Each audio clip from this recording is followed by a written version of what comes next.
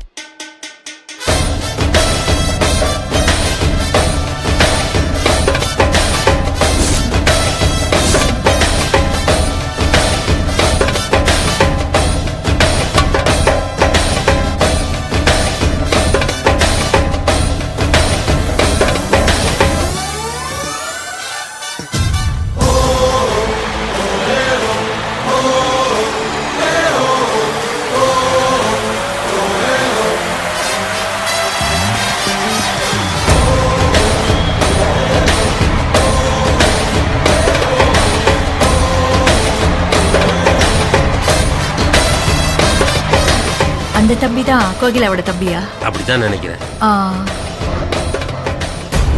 சேகர், என்னண்ணே? என்னடா மாப்பிள்ள சொன்ன மாதிரியே இந்த பயல வர வச்சுட்டான்? அதான் ஒன்றும் தெரியலண்ணே.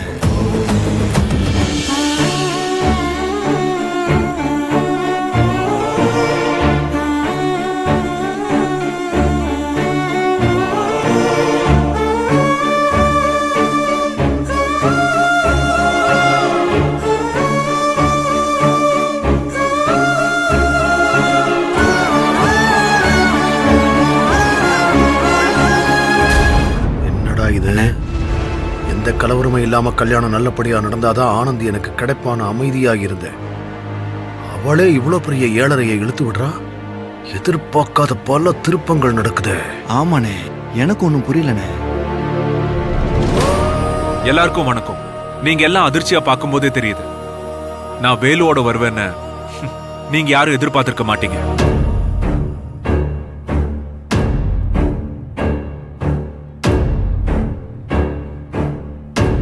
ஒரு கல்யாணம்னு நடக்கும்போது நெருக்கமான சொந்த பந்தம் எல்லாம் கூடி இருந்தாதான் அந்த கல்யாணத்துக்கே ஒரு அர்த்தம் இருக்கும்.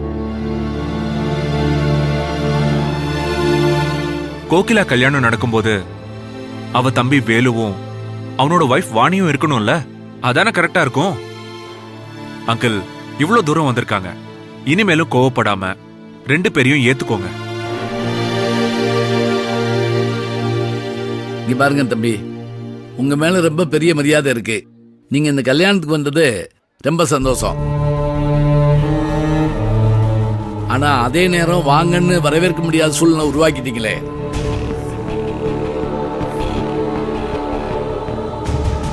மகேஷ் தம்பி, வழக்கமா இந்த மாதிரி விசேஷ வீட்டுக்கு வர்றவங்க அந்த விசேஷ வீட்டுக்காரவங்க நினைவுல வச்சுக்கிற மாதிரி பரிசு ஏதாவது கொண்டு வந்து கொடுக்கறது வழக்கம். அதான் நடைமுறை எல்லாம். ஆனா இன்னைக்கு நீங்க கொண்டு வந்திருக்க பரிசு நாங்க மறக்கணும்னு நினைச்ச ஒண்ணு, அதை கொண்டு வந்து கொடுத்துட்டு ஏத்துக்கிற வர சொல்றீங்க. எங்களால முடியாது தம்பி. நீங்க கூட்டு வந்ததுனாலதான் இவ்வளவு மரியாதையா சொல்லிக்கிட்டு இருக்கேன். அது கெடுறதுக்குள்ள அவனை இங்க இருந்து போக சொல்லுங்க. மாமா, நீங்க பெரியவங்க, உங்களை எதிர்த்து பேசுறேன்னு தப்பா நினைச்சுக்க வேணாம். நம்மளோட வாழ்க்கையில விருப்பு வெறுப்பெல்லாம் எல்லா காலத்திலயும் ஒரே மாதிரி இருந்துறது இல்ல. அப்பப்ப சூழ்நிலைக்கு ஏத்த மாதிரி அது மாறிக்கிட்டே தான் இருக்கும். அதே மாதிரி தான் நம்ம சுத்தி இருக்கிற சொந்த பந்தங்க மேல நாம வச்சிருக்கிற பிரியமும் கோவமுமே சூழ்நிலைக்கு ஏத்த மாதிரி மாறும்.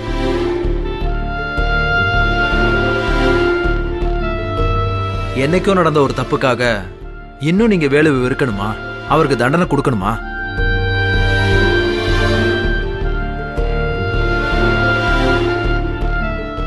வேலுவால நடந்த நல்லதை நினைச்சு போனா போதுன்னு மன்னிச்சு விடலாமே. இந்த பார்ப்பா, 1000 நல்லது பண்ணி ராஜாவா வாழ்ந்த ரொம்ப பேரு ஒரே ஒரு தப்பால மண்ணோடு மண்ணா போயிருக்காங்க. அதே மாதிரி ஒரே ஒரு தப்ப பண்ணி என் குடும்பத்தையே மண்ணோடு மண்ணா ஆக்க பார்த்தவன்.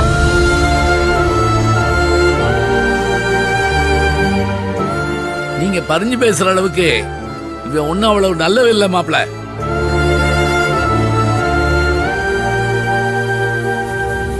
தப்பா நினைச்சுக்கிறாதீங்க. இவன் இங்க இருக்கிறதுல எனக்கு விருப்பம் இல்லை.